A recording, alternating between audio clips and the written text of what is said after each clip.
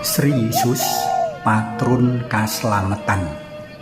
Panglimbang 5 menit dina Rebo Kliwon tanggal 8 April tahun 2026. Kapethik saka Injil Lukas bab 24 ayat 13 tekan ayat 35. Ing satengahing tandang gawe ujug-ujug HP kumuni jebul tilpun saka Budher Yohanes. Si, omahmu ngendi? Aku arep nanggonmu ki. Aku njur ngarahake dalan tumuju omahku. Sadurunge pertelon Guwa Jatiningsih ana pertelon menggo ngalor. Salebar liwat dundunan Kretek Mergayasa ana pertelon menggo ngalor. Mlaku lurus ngetu dalan ketuk bali desa ning sisih wetan dalan. Tetepo mlaku lurus mengalor ketuk pertelon mlebu kampung menggo ngetan.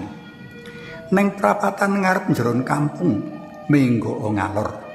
Terus mlaku nur dalan mengko nek ana omah mepet dalan kuwi omahku. Ralet suwe HP kumuni meneh. Keprungu saka sabrang kono Budher Yohanes sing pirembugan gayeng karo wong-wong ngomah. Aku uga kok bercecaturan karo Mbah Iyuku. Menawa Budher Yohanes ing Cecala butuh pemandu arah kanggo ketuk omahku, mengkono uga luwih-luwih jroning ulah urip karohanen. Anane pemandu arah kang kompeten gawe anteping ati jroning mecaki dalan-dalan karohanen. Arahe cetha sarta yakin menawa dalan kang dituju bener ketuk tujuan. Wawasan dina iki nggambarake kaya ngapa murid loro kang padha andon laku tumuju menyang kampung Emmaus satemene lagi padha peteng jagate, butek pikire jalaran kelangan patruning urip. Gusti Yesus kang diagul-agulake bisa nguwalake bangsa Israel mligine wong-wong mau saka penjajahan bangsa Romawi jebul tiwas mrihatinake. Wong-wong mau gumun ing ngatasé wong hebat kaya Gusti Yesus kang sajak laku jelantrane pinayungan Allah Maha Kuwasa kok jebul mati. Kahanan tansaya bruwet rikala para murid, rikala para wanita nyarumuwus menawa Gusti Yesus sing mati urip meneh. Mbelgedes para wanita ora prayoga dipercaya.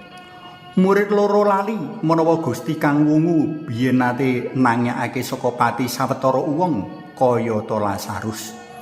Murid loro mau lali menawa Gusti Yesus nate mecakake prastawa wungu dalem rikala ngobrak-abrik para dagang parelayan ing pelataran padeleman suci. Mbok menawa marga kepengin nentremake ati, murid sakloron lunga ngedohi Yerusalem tumuju menyang Emmaus. Nadyan mengkono, toh pengalaman gegirisi mau tetep ginawa ing caturan satengahing dalan. Gusti Yesus pirsa marang kasusahane murid loro mau, tanpa srobo-srobo panjenengane trambul jroning pirembugan. Puteking pikir sarta punjer pirembugan mring prastawa sedhe ing Yerusalem, sajak ndadekake wong loro mau ora nglegewa lali karo Gusti kang rawuh. Pangewan-ewan kang kanthi cepet ndadekake raga lan bleger dalem owah gegirisi sajak isih nabet ing pikiran murid loro mau. Mula kanthi sareh nanging teges Gusti Yesus nuntun marang arah pikirane wong loro mau ngenani pribadi Mesias kang panjenengane emban. Mesias pancen kudu nandhang sangsara, sedo lan wungu saka sedo kanggo nebus dosa manungsa, kaya kang kacathet lan kawecakake dening kitab suci.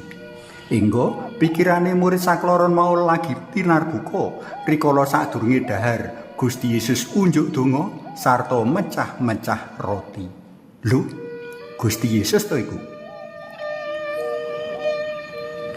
Para tresna melon kinasih pengalaman murid loro ngenani Gusti Yesus kang wungu saka sedo antuk paneguhan ing bojone karohanen kang ing jaman saiki kaleluri jroning pahargyan Ekaristi.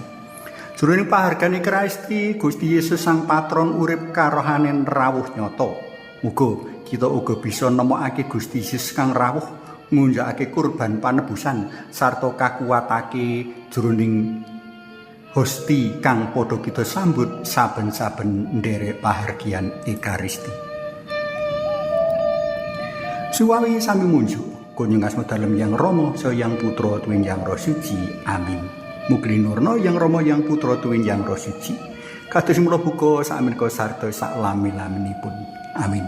Kunjung asma dalem Yang Rama saya Yang Putra tuwin Yang Roh Suci. Amin.